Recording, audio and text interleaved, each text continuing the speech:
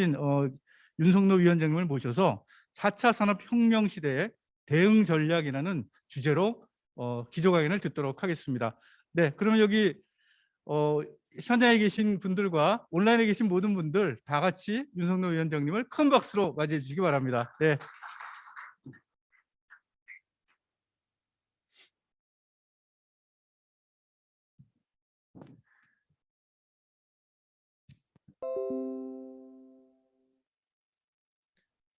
네, 안녕하십니까. 방금 소개받은 4차 산업혁명위원회 윤석노입니다. 오늘 제가 드릴 말씀은 4차 산업혁명 시대의 대응 전략이라는 주제가 되겠습니다.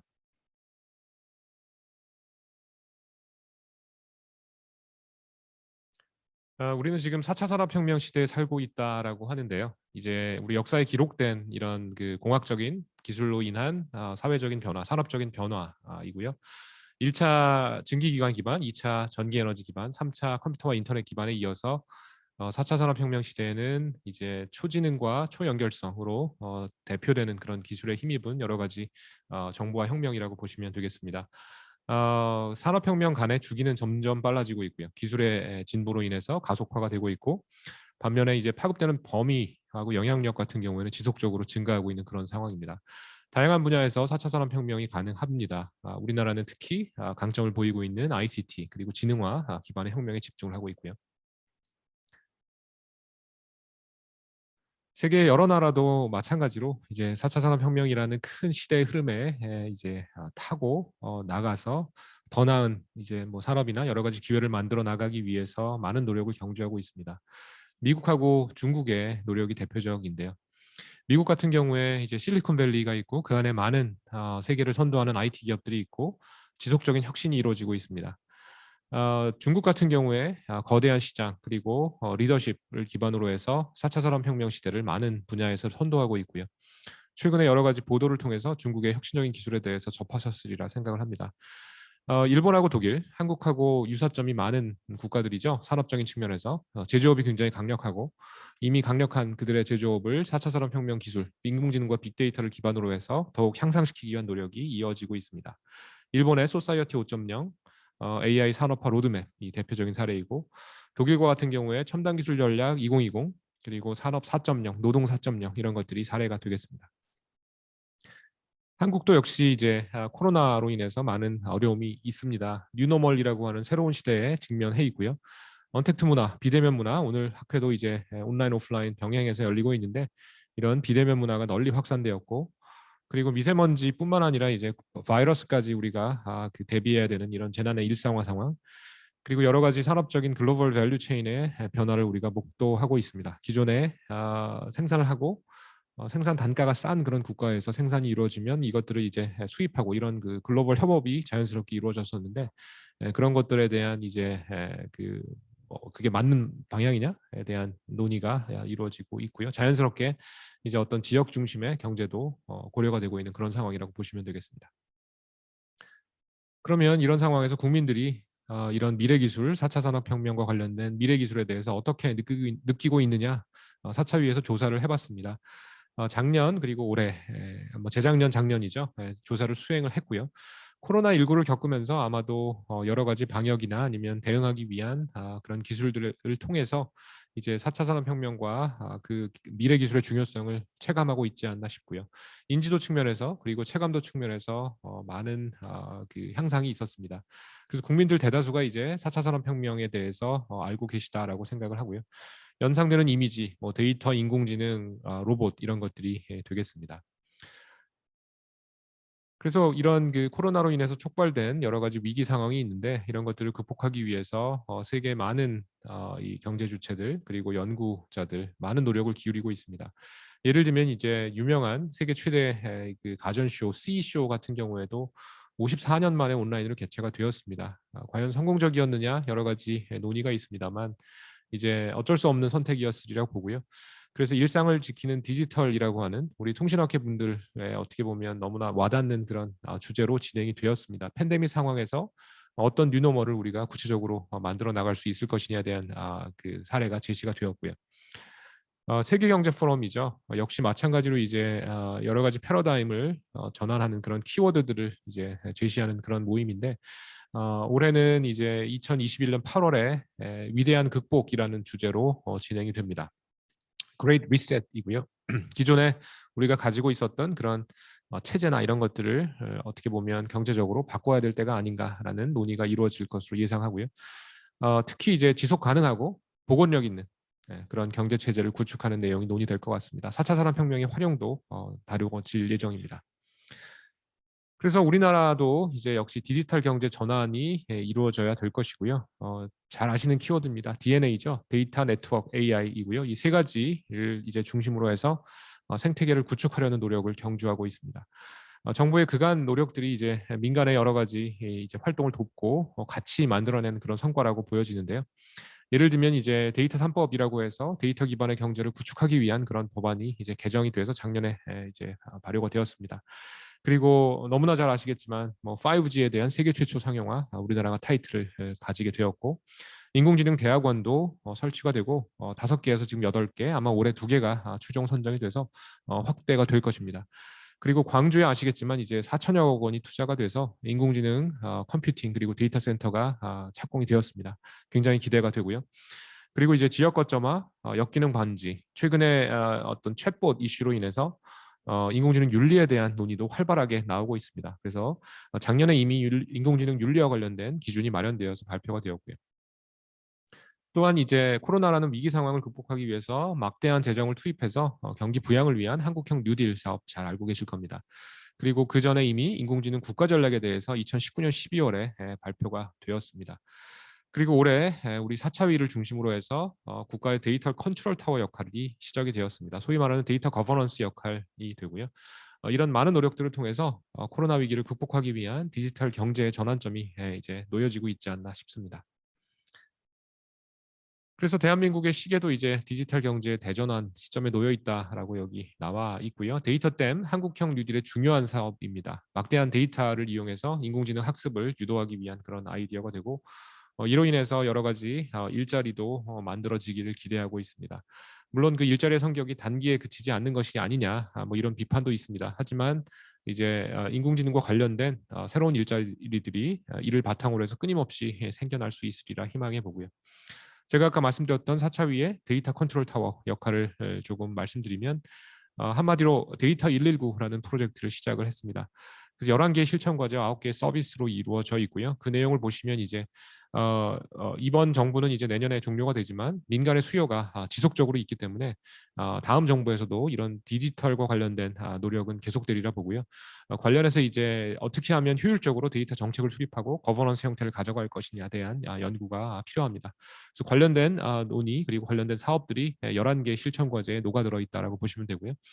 그리고 9개는 이제 국민들이 체감할 수 있는 빠르게 속도감 있게 체감할 수 있는 그런 중요 서비스들입니다. 예를 들면 이제 국민의 3,800만 명의 국민들이 가입되어 있는 실손보험이 있는데요.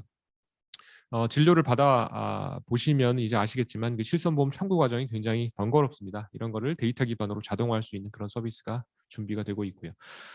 소비 생활도 마찬가지입니다. 이미 이제 카드 포인트나 이런 것들을 이제 통합해서 청구하시고 굉장히 편리함을 느끼시죠. 마찬가지로 이제 소비 생활을 좀 더 슬기롭게 할 수 있도록 돕는 그런 데이터 기반의 서비스들 준비가 되고 있습니다. 뒤쪽에 다시 한번 자세하게 말씀을 드리겠습니다. 자, 그래서 DNA라고 하는 세 개의 4차 산업혁명을 이끄는 기술적인 꼭지가 있고요. 첫 번째 데이터 꼭지에 대해서 말씀을 드리도록 하겠습니다. 글로벌 선도 기업, 데이터 기업이 다수이고요. 여기에 글로벌 시가총액 1위부터 10위까지 기업을 제가 보여드리고 있는데 대다수의 기업들이 IT, 뭐 통신이나 IT 그리고 데이터 기반으로 한 그런 기업들입니다. 그리고 뭐 너무나 잘 아시겠지만 데이터가 데이터를 낳고 지금 뭐 최근 2년간 만들어낸 데이터가 뭐 인류가 과거에 만들어낸 데이터의 총량보다 많다 뭐 이런 분석 잘 알고 계실 겁니다. 그래서 코로나19로 인해서 이제 다양한 위기가 찾아왔고 그리고 디지털 그리고 이제 정보통신 기반으로 이런 것들을 극복하려는 노력들이 분주하고요. 그래서 우리도 이제 뭐 세계 각국 예를 들면 뭐 미국이나 유럽, 영국, 중국, 일본 사례가 여기 나와 있는데 그런 국가들 못지않게 많은 노력을 기울이고 있습니다. 한국형 뉴딜 정책 아까 잠깐 말씀드렸고 데이터 3법 개정안 그리고 데이터 컨트롤 타워를 통해서 여러 가지 데이터 기반의 디지털 경제 전환을 위해서 돕고 있습니다. 미국도 마찬가지죠. 연방 데이터 전략 실행 계획 그리고 오픈 정부 데이터법 이런 것들이 만들어졌고 유럽 데이터 전략, 영국의 국가 데이터 전략 중국이나 일본의 데이터와 관련된 전략들 사례가 있습니다. 그래서 이제 데이터 기반의 대한민국 대전환이라고 하는 야심찬 목표를 이제 세웠고 데이터를 안전하게 그리고 잘 활용하기 위한 대한민국으로 전환이 필요한 상황입니다. 제가 아까 말씀드렸던 119 프로젝트입니다. 민간에서 원하는 그런 내용을 저희가 담아서 대한민국 데이터 119 프로젝트를 착수했습니다. 11개 실천 과제 크게 두 가지 그룹으로 나누어져 있는데 첫 번째는 이제 민간 중심의 데이터 생태계를 혁신하려고 합니다. 기존에 개방이 안 됐던 그런 데이터 개방하려고 하고요. 수요자가 원하는 그런 수준의 데이터 품질도 확보하는 것이 꼭 필요할 것입니다. 민간 전문 기업을 활용하고 데이터 구매를 지원한다든지 아니면 데이터 플랫폼 연계하기 위한 거래소를 활성화하려고 합니다. 그리고 제가 아까 말씀드렸던 데이터 거버넌스와 관련된 노력으로 종합적인 데이터 정책 체계를 확립하고자 합니다. 국가 데이터 관리의 체계를 전면적으로 개편하고 데이터 중심의 정부 업무 재설계 그리고 새로운 데이터 활용 제도의 조기 정착, 데이터 생태계 뭐 위험에 대한 선제 대응 그리고 데이터 기반의 재난 관리 체계 구축 이런 것들이고요. 그리고 특별히 이제 최근에 현안들이 있습니다. 코로나와 관련된 하나의 곡지, 코로나19 타임캡슐 프로젝트 그리고 늘 이제 여름이 되면 우리나라를 괴롭히는 그런 순환 수재가 있는데 물 관리를 데이터 기반으로 하기 위한 이런 체계들 마련될 예정입니다. 그리고 국민 체감형으로 성과를 만들기 위한 9가지 서비스도 야심차게 시작을 했습니다. 의료 관련해서는 이미 이제 시작되었는데 여러분이 이제 뭐 토스나 뱅크샐러드와 같은 자산 관리 앱을 이용하시면 여러분한테 이제 여러분이 가지고 계시는 여러 자산을 일목요연하게 앱에서 보실 수 있습니다. 우리가 우리 건강에 대한 것은 지금 불가능했었죠. 그래서 여러분의 건강 정보, 여러분이 원하는 건강 정보에 대해서 여러분의 스마트폰을 통해서 이제 열람하실 수 있는 그런 서비스가 준비가 되었고 일부 초기 버전이 이제 이미 그 앱스토어나 플레이스토어를 통해서 다운로드 받으실 수 있습니다. 저도 다운로드 받아서 봤는데요. 제가 이제 갔었던 병원이나 약국에 대한 기록이 잘 정리되어서 나옴을 알 수 있습니다. 이제 아직 초기 형태이고 이것이 더욱 그 고도화되리라 생각을 합니다. 그리고 아까 말씀드렸던 실손보험 자동 청구, 의료와 관련된 서비스이고요. 생활과 관련된 소비생활 그리고 이제 최근에 해외 직구가 늘어나죠. 그런 와중에 많은 그 불법 복제로 인한 피해를 호소하고 계십니다. 맥북을 주문했는데 무게가 묵직한 게 와서 열어봤더니 벽돌이 들어있고 이런 사례 들어보셨을 거예요. 그래서 불법 복제를 막기 위한 이런 서비스들 저희가 준비하고 있고 복지 관련해서는 이제 뭐 AI 디바이드다, 뭐 코로나로 인한 뭐 디지털 격차다 이런 얘기가 나오는데 이제 그 여유롭게 점심을 가지고 오지 못하는 학생들을 위해서 저희가 배달 서비스와 연계해서 급식이 중단되지 않도록 하는 그런 노력 기울이고 있고요. 그리고 초중고 학생들의 경우에 이제 역시 코로나로 인해서 많은 그런 학습 튜터링 이런 거에 애로사항이 있는데 이제 나의 인공지능 학습 도우미라고 해서 자신에게 맞는 그런 학습 도우미가 인공지능을 통해서 구현되도록 그런 서비스를 준비하고 있습니다. 그리고 핵심 기반으로는 이제 과거에 세종대왕께서 뭐 훈민정음을 창조하셨듯이 이제 우리나라의 많은 문헌 정보들이 산재되어 있습니다. 특히 공공기관 같은 경우에 뭐 도서관이나 여러 가지 기관들에 산재되어 있는 그런 데이터들이 있는데 그런 것들을 이제 집약하고 체계화하고 해서 보다 잘 활용할 수 있도록 하는 인공지능 훈민정음 프로젝트. 그리고 혹시 컴퓨터 비전 쪽 연구를 하시면 아시겠지만 이제 그 결국 데이터가 굉장히 중요합니다. 많이 데이터를 모을수록 모델의 성능이 올라가게 돼 있죠. 그래서 뭐 MS 코코나 이런 거에 비견될 만큼 많은 양의 그리고 유용한 데이터를 모으기 위해서 K-이미지 프로젝트라는 것도 시작을 했습니다. 그리고 이제 항만 쪽에도 많은 데이터 기반의 개선이 가능하다라는 것이 감지가 되어서 스마트 항만을 위한 서비스 이렇게 9가지 국민 체감형 성과 서비스를 진행하고 있습니다.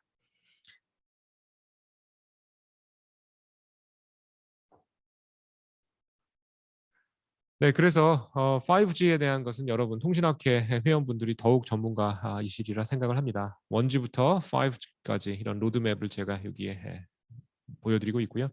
지금 뭐 19년 4월에 한국이 세계 최초로 상용을 했고 지금 현재 미국, 중국과 함께 차세대 기술 주도권 확보를 위해서 열심히 경쟁하고 있습니다. 그리고 이제 5G 이후에는 6G인데요. 여러 가지 특징들이 있습니다. 물론 이제 국민들이 느끼시는 그런 성능 면에서도 진보가 있을 것이고, 그리고 이제 저궤도 위성 통신을 통해서 그 지표면뿐만 아니라 공간에도 여러 가지 위성 통신의 그 인프라 구축 이런 걸 통한 서비스 같은 것이 창출될 수 있을 것이고요. 오늘 오전에 이제 통신학회 회장단하고 제가 한 수 배웠는데 거기서 주신 말씀이 이제 플렉서빌리티, 파이단뿐만 아니라 네트워크단 포함해서 이제 다양한 플렉서블한 서비스들이 가능할 것으로 예상을 하고 계십니다. 해외 사례도 마찬가지죠. 이제 일론 머스크가 뭐 지구상에서는 이제 하이퍼루프나 아니면 테슬라와 같은 모빌리티 서비스 하고 있고, 스페이스X나 뭐 스타링크 이런 걸 통해서 이제 우주로 진출을 하고 있고, 뭐 화성에서 이제 일론 머스크가 만든 테슬라 자동차가 움직이고 뭐 이런 그 이야기를 많이 하실 텐데, 이제 스타링크 프로젝트도 역시 저궤도 위성을 기반으로 한 그런 이제 통신망 확충 서비스라고 생각하실 수 있습니다. 이미 이제 작년 11월부터 미국 북부 지역에서 퍼블릭 베타 서비스가 이루어지고 있는데요. 최종적으로는 약 4만 기가 넘는 위성이 우주로 보내질 예정이고, 이를 통해서 이제 초당 1기가바이트 속도로 초고속 인터넷이 보급될 그런 계획을 가지고 있다라고 합니다. 이렇듯 이제 지표면을 넘어서 그 우주에까지 이런 통신의 영역이 확대되고 있음을 아실 수 있겠습니다. 네트워크와 관련된 이슈 중에 하나가 이제 CV2X와 웨이브 진영 간의 어떤 그 문제인데요. 너무나 잘 아시겠지만 이제 웨이브는 와이파이 기반의 어떤 그 자율차 인프라에 해당을 할 것이고, CV2X 같은 경우는 이제 뭐 LTE나 5G 기반의 그런 대안이다라고 보시면 되겠습니다. 우리나라의 경우에 과기정통부는 이제 LTE 그리고 5G 기반의 CV2X, 국토교통부 같은 경우에 이제 웨이브 기반의 서비스를 각각 추진을 하고 있습니다. 그래서 부처 간의 조율이 조금 필요하지 않나 싶고요. 학계나 산업계의 의견을 충실히 수렴해서 더 나은 방향으로 나갈 수 있도록 적극 협력하겠습니다. 자, 세 번째로 AI와 관련된 내용이 되겠습니다. 뭐 요즘 너무나 많은 사례들이 있습니다. 여기에 나와 있는 보여드린 사례는 이제 기존에 불가능했던 복잡한 데이터를 우리 마음대로 그 생성할 수 있는 그런 기술이 나왔다라는 내용이 되고요. 데이터 3법의 중요한 내용 중에 하나는 가명화를 통해서 이제 다양한 정보들이 융합되고 결합되면서 서비스가 생겨날 수 있다라는 것입니다. 그러면 뭐 특정인의 가명화를 통해서 뭐 홍길동이라고 하는 그런 의미 없는 그런 가명을 사용하는 것보다는, 예를 들면 여기에 뭐 마크 저커버그의 얼굴이 나와 있는데 그 사람의 아이덴티티는 숨기면서 그 사람의 특징은 유지하는 그런 일종의 가명에 해당하는 이런 정보를 생성하는 것도 가능해졌습니다. 그리고 이제 뭐 최근에 언론에 보도돼서 많은 관심을 끌었던 그런 서비스인데, 이제 왼쪽에 보시면 기존에 돌아가신 분의 증명사진이죠. 한 장만 넣으면 그 사람이 움직이는 거와 같은 그런 영상이 합성되는 서비스를 보셨을 겁니다. 뭐 영화에서 이제 액자가 움직이는 그런 것들 기억하실 텐데, 그것이 이제 현실화됐다고 보고요. 조금 지나면 이제 영화를 찍을 필요가 없어질 수도 있겠습니다. 애니메이션이 아니라 진짜 실사처럼 보이는 그런 애니메이션 영화를 만들 수 있는 날이 가까워오고 있고요.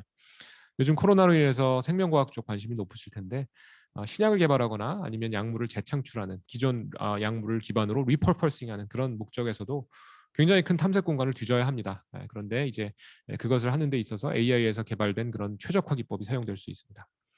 하지만 사람 얼굴이나 우리가 뭐 제한적으로 생성할 수 있는 것들의 숫자는 사실 상대적으로 적고요. 아주 일반적인 내추럴 이미지는 아직도 많은 진전이 이루어져야 합니다. 예를 들면 사람 얼굴 자연스럽게 합성할 수 있지만 뭐 산이나 아니면 정말 일반적인 사물에 대해서는 아직 능력이 조금 개선되어야 되는 그런 면이 있습니다. 그리고 이제 시각지능뿐만이 아니죠. 언어지능도 이제 어떻게 보면 인공지능 붐의 세컨드 웨이브로 우리에게 찾아왔습니다. 오픈 AI의 GPT-3 다 알고 계실 텐데 여러 가지로 유명합니다. 정말 사람이 쓴 것 같은 그런 글을 쓸 수 있는 능력, 그리고 형이 상학적인 질문에 대한 답, 뭐 거짓말 일부 할 수 있는 그런 능력으로 인해서 널리 이제 알려졌는데, 이것을 조금 인프라 측면에서 보면 굉장히 큰 시사점을 줍니다. 이것을 트레이닝하기 위해서 많은 비용이 소요되었음을 알 수 있고요. 글로벌 기업들 중에서도 이런 GPT 모델을 트레이닝할 수 있는 그런 능력을 가지고 있는 회사의 숫자는 상대적으로 소수입니다. 돈을 많이 투입한다면 물론 가능하겠지만 이제 기존에 있는 인프라로 트레이닝하기가 버거운 그런 상황이고요. 그래서 이제 이런 GPT-3와 같은 거대 모델뿐만 아니라 많은 인공지능 연구 그리고 통신 연구, 접목된 연구를 하시면서 GPU나 이런 컴퓨팅 자원의 부족함을 언제나 호소하고 계십니다. 그래서 이런 것들을 해결하기 위한 다양한 노력이 필요할 것으로 생각을 합니다. 그리고 이제 알고리즘 측면으로 보더라도 그 알파고 때 바둑을 이제 잘 두는 인공지능 접하셨을 텐데, 그때는 이제 많은 양의 기보 데이터하고 바둑의 룰 당연히 이제 그 주입이 됐어야 합니다. 그런데 이것을 구글이 이제 지속적으로 발전을 시켜서 그런 거 없이도 이제 데이터만 이용해서 할 수 있는 그런 인공지능을 속속 내놓게 됩니다. 최근에는 이제 전투기 파일럿하고 인공지능의 대결 이런 것도 접하셨을 텐데 이제 곧 뭐 어떻게 보면 국가 간의 다툼이 있을 때 전쟁하지 않고 그냥 양쪽에 국가대표 AI 그 인공지능이 나와서 대결을 겨루는 그런 날이 올지 않을까 생각을 해봅니다. 그리고 신약 분야에서 이제 수십 년간 풀리지 않았던 그런 문제가 있었습니다. 구조, 단백질이나 이런 것의 구조를 예측하는 그런 문제였는데 구글에게 노벨상을 주어야 한다라는 이야기가 있을 만큼 그런 혁신적인 일이 이제 인공지능 기반으로 일어났습니다. 알파폴드 2라고 하는 인공지능 기술이고 이걸 이용하면 이런 그 구조생물학이나 신약 개발에서 게임 체인저가 되지 않을까 많은 분들이 예측을 하고 있습니다. 그리고 이제 미래를 생각해 보면 양자 통신 같은 것도 이제 통신학회에서 많은 관심을 가지고 계실 텐데 이제 그에 못지않게 양자 컴퓨터도 큰 이슈가 됩니다. 양자 통신의 경우는 이미 이제 일부 상용화가 되어 있는 것으로 이제 알고 있고요. 양자 컴퓨터도 소위 말하는 이제 퀀텀 수프리머시가 일반적인 응용에도 올 수 있도록 많은 연구 개발이 이루어지고 있습니다. 국가적으로 볼 때 양자 컴퓨터 많은 투자가 필요한 분야 중에 하나라고 생각을 하고요. 통신학회에서도 많은 분들이 관심을 가지고 계신 분야라고 생각을 합니다. 자, 그래서 한국은 이제 다양한 제조업 분야의 강점이 있고 그리고 ICT 기반의 인프라도 이제 세계 최고 수준이 되겠습니다. 반도체나 조선업과 같은 기존 탄탄한 산업 기반 그리고 이제 각종 ICT 기반 측면으로 볼 때 뭐 한국이 많은 융합을 통한 기회가 있지 않나 싶습니다. 새로운 가치가 이런 ICT 융합을 통해서 창출되리라 생각을 하고요. 오늘 ICT 컨버전스 학회인데 어떻게 보면 너무나 여러분들이 좋은 기회를 잡고 계시고 또한 이제 국가를 위해서 많은 기여를 하실 수 있지 않을까 희망을 해봅니다.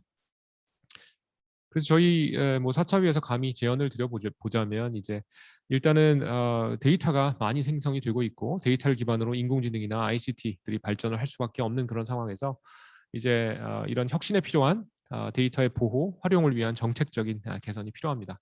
그래서 국가의 최고 데이터 책임자 이런 논의가 나오고 있고 그리고 이런 이제 데이터 가버넌스를 통해서 기존에 조금 미진한 점이 있었다라고 하면 데이터 정책 측면이나 활용 측면에서 이런 것들을 개선하는 것이 반드시 필요할 것 같습니다. 부처 간 칸막이 많이 민간에서 얘기해 주시는데 그런 것들을 걷어내기 위한 노력이 필요하고요.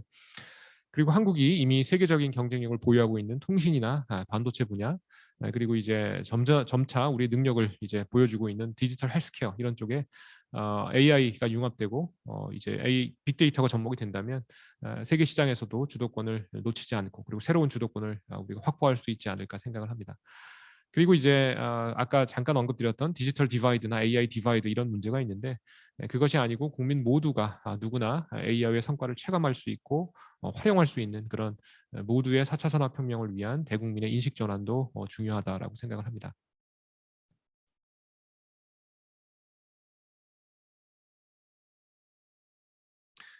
네, 그래서 기술적으로는 이제 여기 계신 많은 분들이 기술적인 혁신을 추구하십니다. 전에 없던 기술을 원하고 기존보다 훨씬 나은 성능을 당연히 만들어야 된다라고 생각을 합니다. 하지만 그런 기술적인 혁신이 우리 사회에 녹아들려면 이제 점진적인 진화가 더 적합할 것 같고요. 최근에 뭐 많은 사례가 있습니다. 그래서 여러분들 너무나 잘 짐작하고 계시리라 생각을 하고요.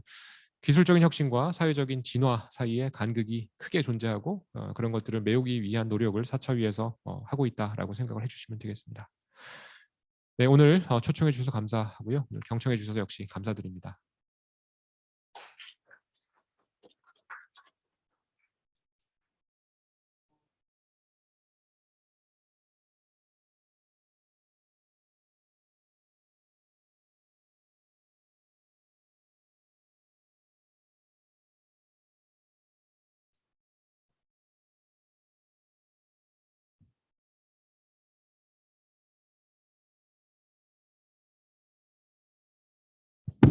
네, 온라인상에서 질문은 없으셔서 네, 뭐 그렇습니다만 제가 그냥 한 가지 좀 간단하게 좀 질문을 좀 드리면 이게 이제 AI가 이제 대부분의 이제 정책들이 AI를 컨스트럭티브한 쪽에 건설적인 쪽에 이제 사용하는 그런 방향으로 이제 모든 것들이 진행되고 있지만 앞서 위원장님이 좀 발표해 주신 일부 내용처럼 그 굉장히 좀 디스트럭티브하게 좀 딥페이크 같이 좀 디스트럭티브한 방향으로 쓰일 수가 있지 않습니까? 근데 그런 그 AI가 악용되는 것들이 실은 사회의 어떤 지금까지 있었던 근본적인 체계를 무너뜨릴 수도 있을 수준의 그런 그 영향력이 좀 있어 보입니다. 그래서 혹시 그런 거를 좀 방지하는 쪽에 많은 어떤 그런 정책이나 연구 같은 것들이 필요할 거로 보이는데 그것에 대해서 좀 저 의견을 좀 부탁드리겠습니다. 네, 수석 부회장님 너무 좋은 질문을 하셨고요. 이제 언제나 이제 뭐 논의가 되고 고려가 되어야 되는 중요한 사항이라고 생각을 합니다. 뭐 딥페이크 사례에서도 아실 수 있지만 뭐 영국 여왕이 막 춤을 춘다든지 그런 가짜 영상들, 그리고 이제 정치인들의 악몽이라고 이제 불리는 게 실제로 그런 발언을 하지 않았는데 딥페이크를 이용해서 정치인이 어떤 특정 발언을 했을 때 사회적인 파장 만만치 않고 선거 결과에 당연히 영향을 줄 수 있고요. 뭐 그것뿐만이 아니라 뭐 보이스 피싱이나 뭐 여러 가지 이제 사회적인 문제를 유발할 수 있을 만큼 인공지능이 발전을 했고, 당연히 이제 아까 언급해 주신 대로 사회의 어떤 근간을 흔들 수 있음을 우리가 염두에 두고 대비해야 된다라고 생각을 합니다. 그래서 기존에 이제 여기 계신 ICT 쪽 분이 좀 친숙한 개념으로 빗대어 설명을 드리면 이제 해킹하고 방어와 관련된 것 같습니다. 그 둘이 이제 서로 경쟁을 하면서 해킹 기술이 새로운 게 나오니까 방어해야 되고, 그 방어를 뚫기 위한 또 해커들이 기술이 진보하고, 이런 과정하고 상당히 유사한 것 같습니다. AI를 활용해서 가짜 정보를 양산하는 이런 기술이 나오니까 역시 이제 그런 것들을 감지하고 방어하고 알아내기 위한 그런 기술도 같이 만들어지고 있고요. 그래서 기술적인 측면으로 보면 이제 그런 해커와 해킹과 방어에 대한 그런 그 체인과 같은 그런 관계하고 유사하게 이제 시작이 된 것 같습니다. 사회적으로 볼 때도 여러 가지 법제적인 노력이나 이런 것들을 통해서 그런 우려들이 불식되고, 또 AI라고 하는 첨단 기술이 사회에 잘 뿌리 내릴 수 있도록 많은 노력이 필요할 것 같습니다.